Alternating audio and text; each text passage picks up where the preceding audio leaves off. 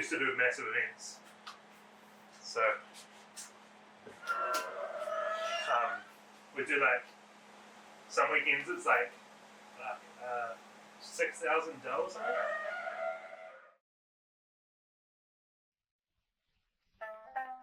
I used to think about pizza a lot. I have, not anymore. Matt talked me into opening Reggie's as a pizza place maybe a year before it happened. I was very taken by the outside area and how beautiful it was. My background for maybe 12 years before opening Reggie's was doing wood-fired pizza at big events, music festivals, and having a few permanent places in Hamilton. And the year before we opened Reggie's, I was making pizza at Gourmet in the Gardens and a few other events, as well as running Last Place. I think we probably went through maybe 8 iterations of Reggie's dough before we kind of settled on what we got to. Reggie's dough uses 1/3 New Zealand flour and 2/3 of Italian O flour. It's on the lower end of the hydration scale, which gives it more of a chew and crisp rather than being like super light and puffy. And in my opinion, those pizzas get not so good real fast. Like they're amazing in 5 minutes and then they just get not so good. Yeah, when you have to make 6,000 and you play games like how many can you get within 2 grams in a row? Yeah. The record is 6. Dough is made through fermentation.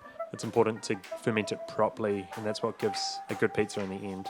It's quite easy to under-ferment it, which means that you end up with quite consistently brown pizza that goes crunchy, but not in a nice way. Hello, hon. How are you? Oh, you're all good. No audio.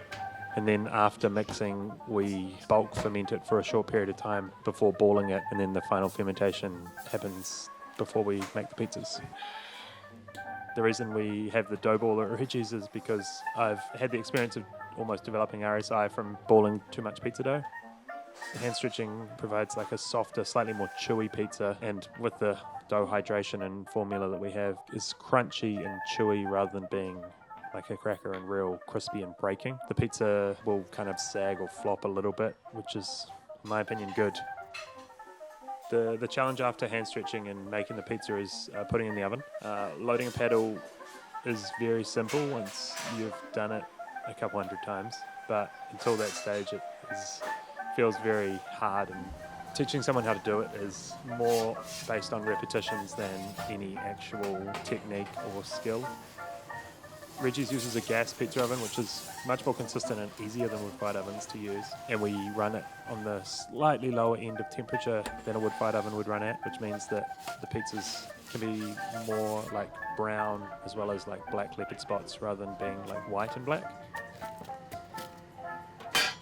I've done some loose maths, and I think I've made at least 250,000 pizzas in my life, which is too many. That's a good pizza. These are both good pizzas, actually.